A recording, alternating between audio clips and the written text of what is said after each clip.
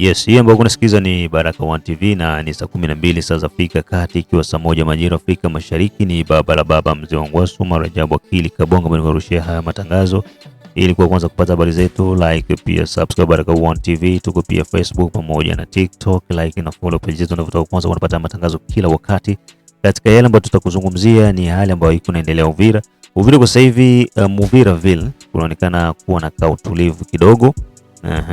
Watu wanafanya shughuli zao ndogo ndogo, lakini njaa ndio zinawatesa, na hivi M23 wameanza kuingilia na kuua watu ambao wanasadikika kwa njia moja ama nyingine wanaisupport serikali, na yote ambaye anakuwa haendani na wao katika mitazamo wanakuwa wanauliwa. Nilikuwa nasema nitazungumzia kuhusiana na dialogue. Wapinzani wa Kongo wako wanaomba dialogue. Senko ECC wako wanaomba dialogue. Dialogue haiko mubaya, sawa, lakini tujiulize, tushagafanya dialogue ngapi mkongo ili résoudre nini? Ushelewa? Hii dialogue yenye iko nafanyika ni ya partage ya gato, kugabulana madaraka. Eske ndo cause profonde ya hii vita ya Est? Kama vita ya Est iko ni cause yenye ilianza dans des années avant et après l'indépendance. Avant independence ba Belge baliweza kutengeneza mipango yenye batatutenganisha sisi ba Kongole. Kisha bakakuwa na créer ma rebellion ebo wana soutenir ile ma rebellion. Tukamate masisio de Katanga, bachombe kisi balingizwa ma virus banani ba vingine bakasai, na hivyo so unakuta kwamba wakina frustration ya wakina nani ya kina Pierre Mulele, ushelewa, ili kuwa frustre mu gouvernement, sote ananyimwa poste mu gouvernement, akitoka na sirika. Leo hii angalia ba ministre bebiko mu RDC, akifukuzwa tu mu mafasi ya ministre anasirika. Alikuwa mu gouvernement, unakuta anatoka na kwa opposition. Unaona kama Daniel Saf, c'est député provincial et national, nafikiri ya alikuwa hivyo. Megisa alikosa muimanda, anakuwa frustré, huyu anaenda ku rebellion. Sasa jiulize, eske huyu iko napigania nchi ama ni intérêt privé, intérêt personnel? Na ndo wako wengi sana. Sasa dialogue hazitatusaidia kitu. Cause profonde ya hii vita ni Rwanda. Rwanda ndo inajua kenye iko nafanya mwikongo. Sasa si huko hata tukae tuzungumze tupeane maposte hivi na vita iko pale pale. Ndio maana hatupendi dialogue, tunapenda kuanza kumaliza huu mzizi kutokea Kigali. Huu mzizi tumalize kutokea kwa Paul Kagame. Tukishamaliza kutokea kule, sasa ndo tutakuja tunakaa sasa tuzungumze, haya wewe unataka nini na wewe unataka nini. Lakini as long as bado hatujafikia hivyo, hata tukae tuzungumze, mambo yatabakia kuwa vile vile. Kwa hiyo kwa upande wangu mimi, dialogue kwa sasa hivi haina maana yoyote. Cha maana ni sisi kupigana, tuwapige kama gisi tunafanya hivi. Nakusalimu sana bwana journaliste, mtangazaji. Kwa kweli voice hii ambayo naiongea, labda ningetaka hata kila mtu Mwafrika aisikie, nizi kuwa kitu cha maana zaidi. Kwa kweli nakushukuru sana kwa taarifa ya habari ambayo tunaipata kwa kila wakati, tunaisikiliza kila wakati. Tunashukuru sana. A partir yako tunapata mambo mengi ya ukweli na inayotusaidia kuona ukweli. Kitu cha kwanza nataka kuongea bwana mtangazaji wa Baraka TV, kia kwanza ni kimoja. Kila president mwenye iko na gérer pays mu Afrique, kama alishapokea batusi mu pays yake, ule president anezi kuwa iko mpe modi. Narudia tena,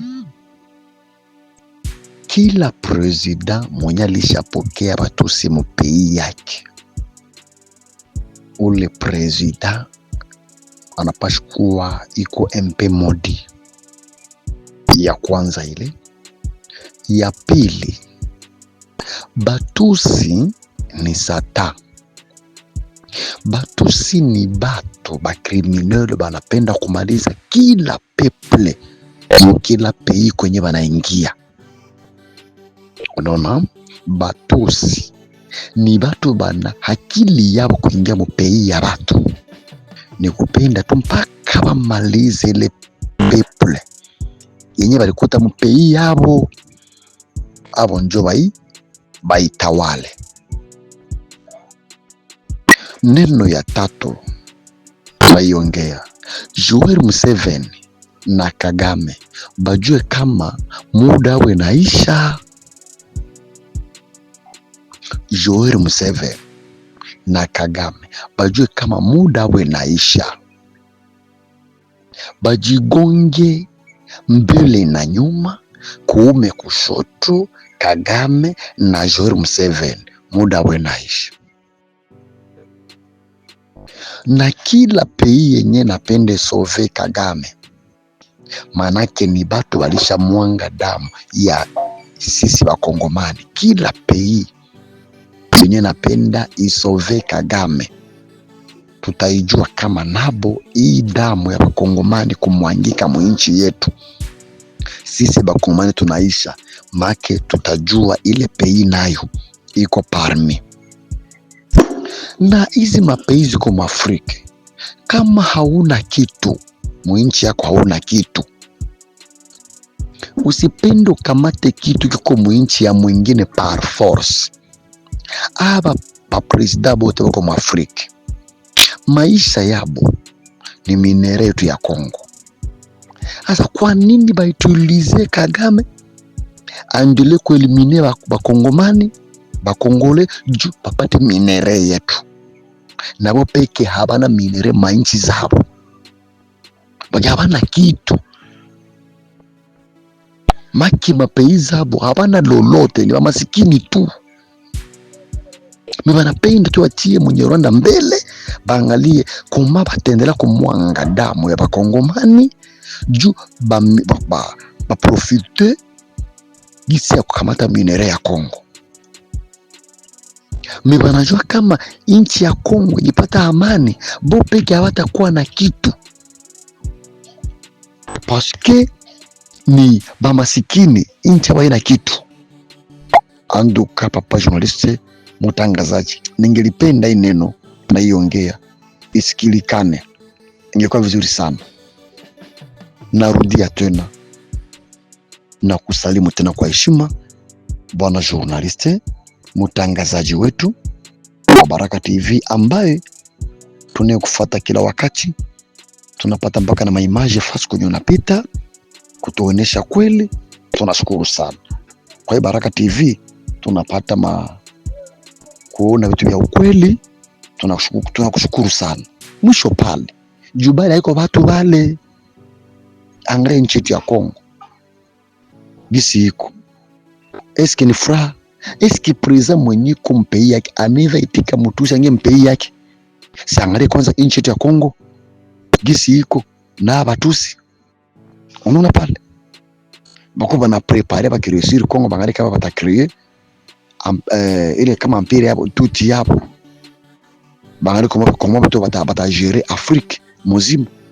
Bila bitawezekana, na bitawezekana, na batakuwa mbolea mwa hii nchi yetu. Nashukuru sana bwana mtangazaji wa Baraka TV yetu, merci sana. Jambo Papa Rajabu, habari ya leo? Tunamshukuru Mungu mara tena kuona tumefika saa 10 za jioni, ambao ni saa 9 za Kongo. Tumefuata habari ambazo umetuelezea, habari na maelezo. Asante sana, tunashukuru sana tena, tunashukuru sana sababu uko unatuganga tu mioyo, unasafisha vidonda ndani yetu. Mungu akubariki sana, asante kabisa. Neno moja nilitafuta kusema hiyo kwamba kuhamasisha tu bazalendo zaidi. Mie ninakazia jina kwa bazalendo, ama macho yangu inakazia kwa bazalendo, sababu FRDC siamini zaidi. Mie siamini sababu tayari tangia mwanzo trahizo iko mingi ndani ya FRDC. Sasa ndio maana ninakazia macho sana sana sana kwa wazalendo. Ndugu yangu Rajabu, unaona hii mtambazo ya kutoka Uvira mpaka Kabimba mpaka pale Kalemi, kuporo ya Kalemi ni mtambazo mrefu sana. Pia hii mtambazo ya kutokea Uvira kukuya mpaka Rumonge kuendelea mpaka Kigoma naenda mpaka ngambo ya Kalia, ngambo ya Kirando kule unaelekea ngambo ya Zambia, iko mtambazo mrefu sana. Tungali na matatizo yenye inaweza tugharimu, sababu bahari ya Tanganyika iko kubwa, na kusema baweze kufanya ulinzi juu ya ile bahari ni Mungu tu na maombi, ni Mungu na maombi. Sababu mnajua kama ndio Burundi banatupenda sana na banatuonyesha kama ni bashirani bazuri kwa ajili yetu, lakini msisahau pia kama ndani ya nchi ya Burundi mna sehemu mbili ya makabila, mna Wahutu na mna Watusi, na Mtusi haachake Mtusi. Msisahau ile wakati banaweza kuwa wako kule mujeshi la Burundi, muko maofisi Tusi bako mule ndani yenye wanaweza penda hata Kongo leo ikamatiwe na Mtusi itawaliwe na Mtusi, bako mule ndani. Ndio kusema kwamba ndugu yangu Rajabu, Biblia nasema hivi ndani ya kitabu cha Yeremia 17 mstari wa 5 ya kwamba alainiwe mtu yule anayemtegemea mwanadamu na kumfanya kuwa kinga lake. Ndio vile maandiko yanavyosema, ni kwamba tunaweza kuwategemea wa ndugu zetu wa Burundi kwamba watatusaidia, kwamba hawawezi kupitisha adui, lakini bado ile kabila moya yenye iko Rwanda na iko Kongo na iko Burundi bado hawajaachana, bako bandugu na bako marafiki. Njoo kusema kwamba muhamasishe wazalendo wakeshe sana juu ya kila fasi kwenye mutumbu inaweza kuezeka, kwenye kuko kanjia kenye kanaweza tumbukia mubarabara kanafika kubahari. Bwana, bafunge mire ya ile mtambazo ya kutokea Kalemi mpaka Uvira. Pia bafunge kutokea Kalemi mpaka Moba. Pia bafunge kutoka Moba mpaka Muliro. Bila kama hawayafanya vile, ndugu yangu, mtasikia Kalemi imeanguka. Hivi ndio tulikuwa tunawaambia kama Uvira taanguka. Ile kibambazi mnajenga pale, Uvira taanguka. Tulikuwa tunasema, mnasema Uvira hakuna. Lakini ilifinire Uvira yanguke, na wenye waliangusha balikuwa mjeshi la FRDC pale Uvira. Sasa haija imaanisha ya kwamba juu tuko na FRDC bamoya wanapigana kwa nguvu, na munasahau ya kwamba kuna wengine ambao ni watretre wenye wangali wanaweza kupana tena, Baraka inaanguka, wanaweza kupana tena, Kalemi inaanguka.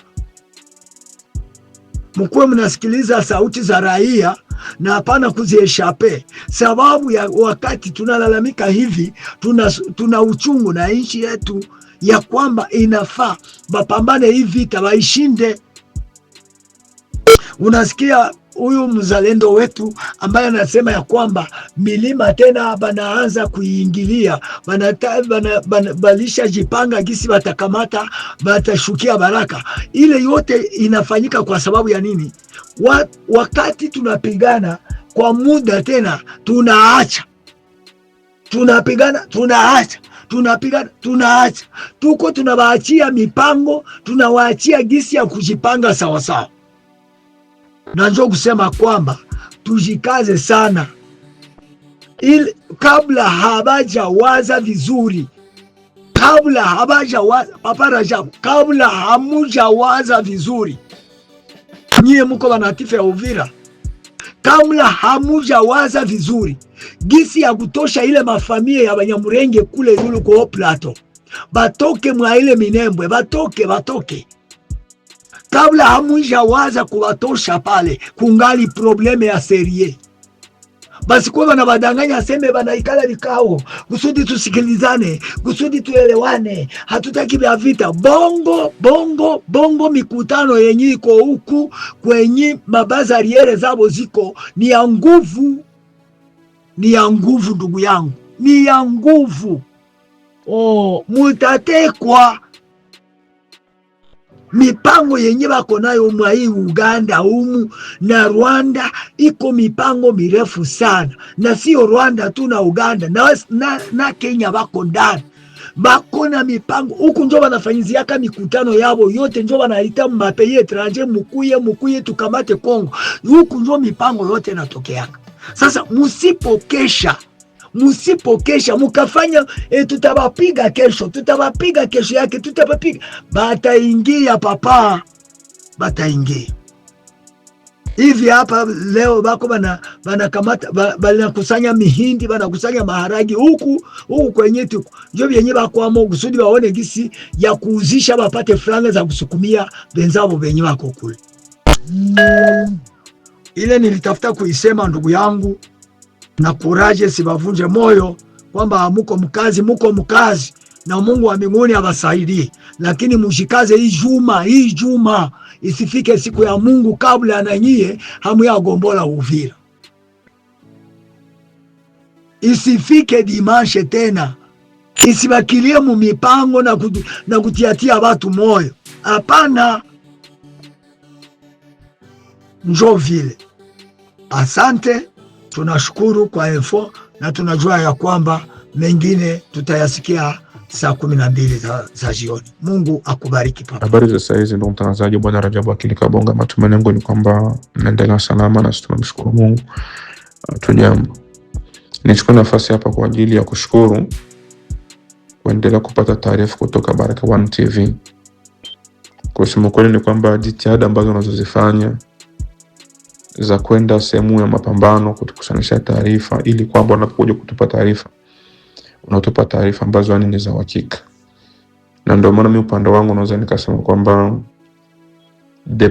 the best TV ama kituo cha matangazo ambacho ni namba 1 kwangu ni Baraka1 TV, kutokana kwamba kipindi cha nyuma hapa nilikuwa nafanya hivi, nikisikiza taarifa kutoka Baraka1 TV nilikuwa na wasiliana na sehemu zingine ambako nilikuwa napata taarifa, nikija nikizicompare hivi zina match, maana yake hakuna tofauti hata kidogo kabisa.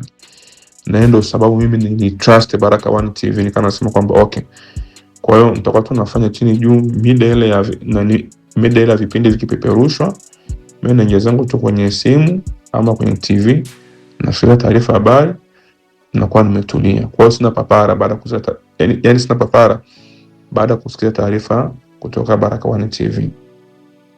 Kwa kweli Mungu akubariki sana kwa hilo. Nani kuna kama vitu vile vitatu ambavyo nataka kama napendelea niongee na ndugu zangu Kongomani. Tatizo iliyopo ni kwamba sasa hivi tunajikuta kama vile tuna trauma ambayo inatusumbua. Kutokana, nichukue tu mfano hii taarifa ya ndugu yetu Makanaki zilivyotoka tu kwamba amefariki. Mimi hata mimi sikupanic.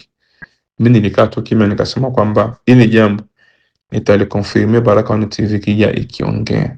Kwa hiyo nikawa nimelipuzia kabisa. Sasa kutokana na trauma ambayo tulikuwa nayo, watu tu wakisikia tu taarifa tu kidogo watu tusha panic. Unakuta ni taarifa kidogo imeongeleka, watu wana paniki.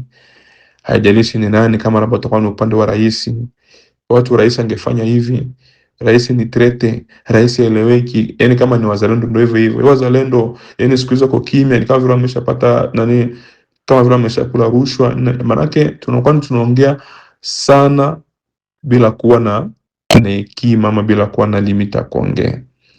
Sio kila kitu ambacho mtu unaweza kusikia ukapaniki ukaongea. Hapana, kuna vitu vingine inataka kwanza unakaa kimya kwanza, unafanya research zingine kuconfirm kile kitu ambacho tunasikia, je, ni sahihi ama vipi. Jambo la pili ambalo mimi ningeomba kwa ndugu zetu wazalendo, kutokana na taarifa ambayo uliacha muongea hapa ya makundi mawili ambayo yanaendelea kutekeleza mauaji kule, kuhusu upande wa kundi la mzee wetu Amuru Eliamu Kutumba na ndugu yetu mwingine kama Bishambuke kama Ndolane, jina lake mimi sijaelewa vizuri sana. Ile kundi la ndugu yetu Mfulero ambaye alitekeleza mauaji hapa Montare kama wawili hivi. Ile jambo shida inakuwa ni kwamba kila mtu anakuwa ni jeuri. Mimi ni kiongozi wa kundi langu na mwingine ni kiongozi wa kundi langu.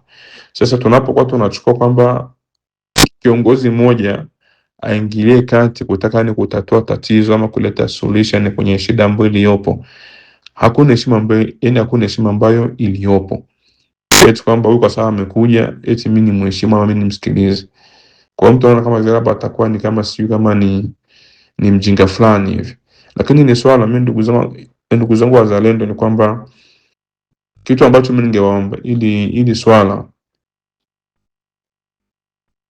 serikali angeingilia kati, ama serikali ihusishwe, serikali iingilie kati ione jinsi gani inaweza kutatua ile tatizo. Lakini bila hivyo tutakuja kuleta picha ambayo si nzuri na ikatengeneza hali ya Wabembe na Wafuleru kuwa kama vile Wakasai na watu wa Katanga. Yaani hauwezi kuleta picha nzuri sana kutokana na hii hali. Kwa hiyo jambo langu la tatu, mimi ni waombeni ndugu zetu wazalendo,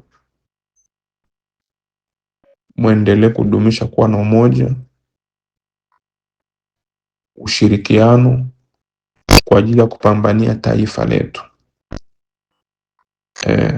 Kwa sababu hatuna nchi nyingine zaidi ya Kongo hii.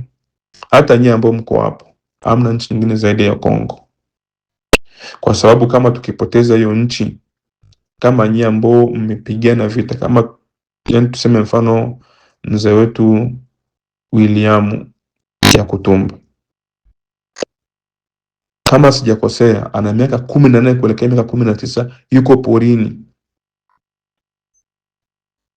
Lakini sasa hizi tofauti ambazo gana zipo hizi zikiendelea kuwa hivi, ikafikia mwisho siku sana tukapoteza nchi, tutaenda wapi na watoto? Tutaenda wapi na familia? Generation ambayo inakuja itaishi vipi? Itaishi wapi?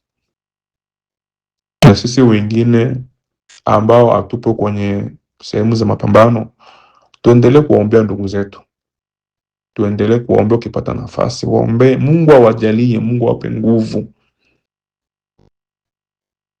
Lakini haitokuwa hekima kila tunaposikia kitu tunaanza kuwajaji, yani kuongea sana. Kwa kweli haipendezi. Lakini kikubwa ni kwamba sote tushirikiane kuwaombea na kuwasupport kila ambacho ulichokuwa nacho, njia yote, kwa mtu yote ambaye naamini kwamba mimi nikitoa 10 yangu ama 20 yangu, 30 yangu, dola moja yangu itafika sehemu kwa ajili ya kuwasaidia ndugu zetu ambao wako kule, na hiyo itakuwa ni vizuri sana. Mungu awabariki sana.